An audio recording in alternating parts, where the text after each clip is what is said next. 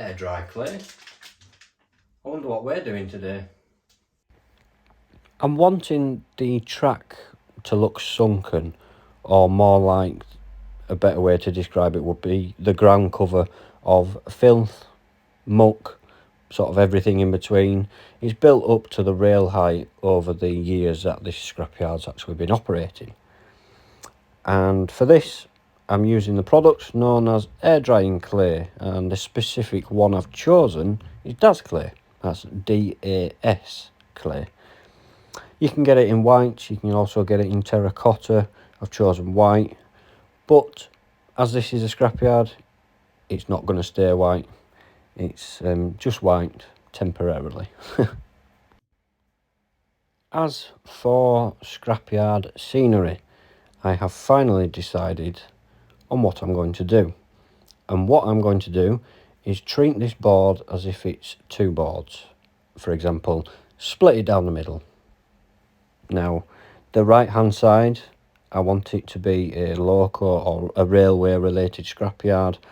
You know, things like your wheel sets, your engines knocking about here and there, coaches, burnt out coaches, you know, all the damaged stuff of stock.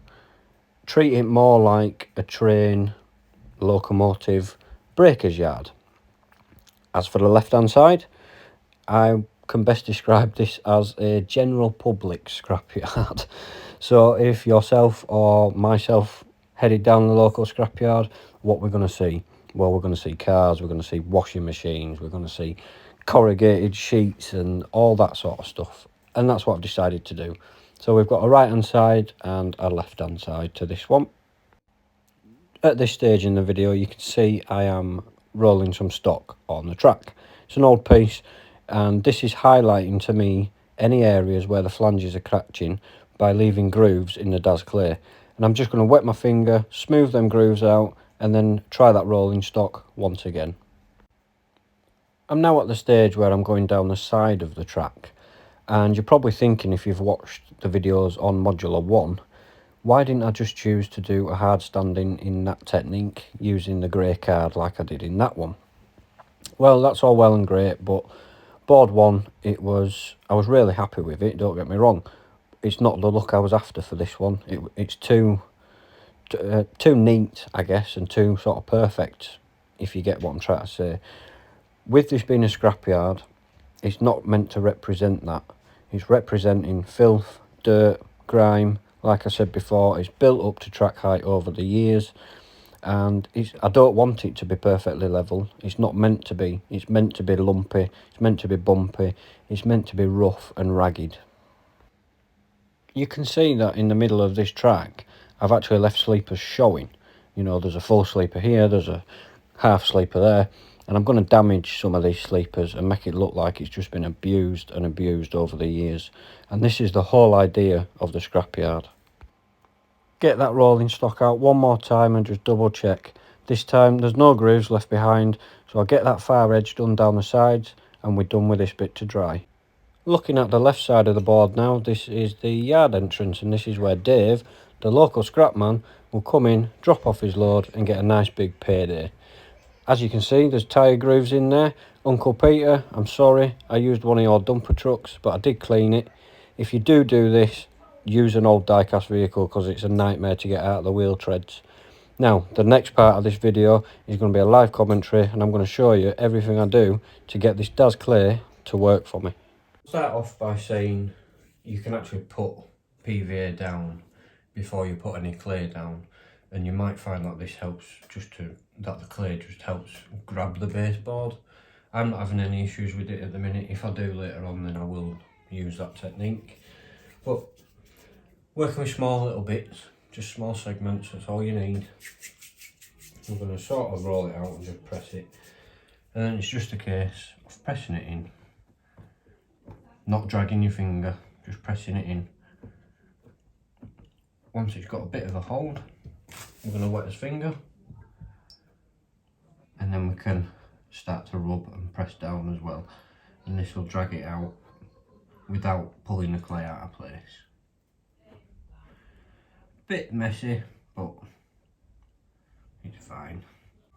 You can also, when you get a piece of clay, dip the clay in the water before pressing it down, but I find that it just gets everywhere and I just prefer to do it this way. Don't worry about the edges yet, we'll sort that once we've got a good size section done. It's all about sort of manipulating it, and the best way to manipulate it is to wet your finger.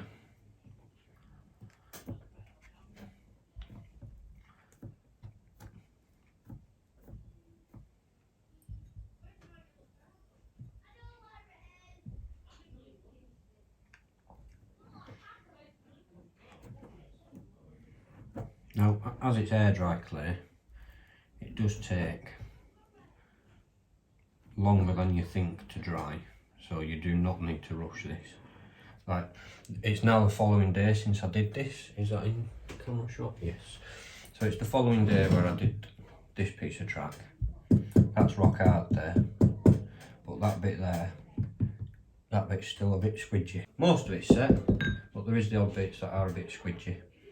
If you if you try doing this motion without a wet finger, what will happen is you'll just drag the clay completely out of place. As mentioned on this track, I'm leaving some sleepers showing, I'm leaving some hidden, and it'll just be repeated all the way down. It's very simple to do and very easy to do. It's just, as you can imagine, it's just quite time consuming really. Granted as well, this here, it does look quite rough and ragged, but you've got to imagine what this is going to look like in sort of 2 or 3 episodes. It's going to look completely different. So imagination is key. Couldn't find the old wagon. Right, chuck it on, push down quite firmly.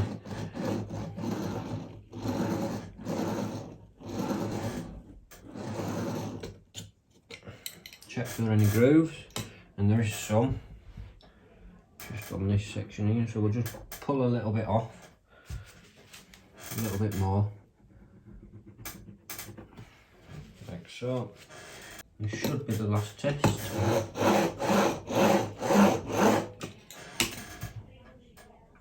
Lovely. Now I've done this side, in areas it's coming out too much for what I'm looking for, I'm just going to take a small ruler, just trim it down a bit. And I'm much happier with that. Only thing I think we need to do now is just feather the edge down a bit.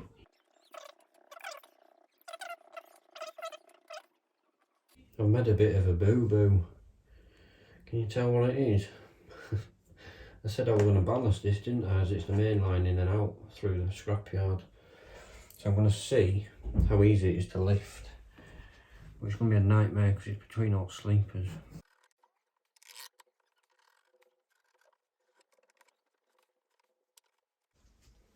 Well, that's the best I can get that up at the minute. It came out really easy on this side in just sort of one big chunk, but this bit, I think I'll let it dry and try poke it out with a screwdriver. If not, I'm sure the ballast will cover it anyway, and you won't be able to see it. Just want to talk a little bit about plans and just sort of set the scene a little bit really. So somewhere in this sort of section, haven't fully decided where yet, probably somewhere around here. What I'm planning to do is get some old coaches, some old cabs, cut them down to make them low relief, so cut them lengthways down and sort of stack them, and with the cabs as well, and just make it look like it goes off, they're all stacked up. Just a loco breaker's yard. So looks a bit rough and ready at the minute, as I said, but imagine what it's going to look like in 2 or 3 episodes. I'm going to let all this dry now, I can't really do anything else now. So thank you very much for watching, and I will see you in the next one.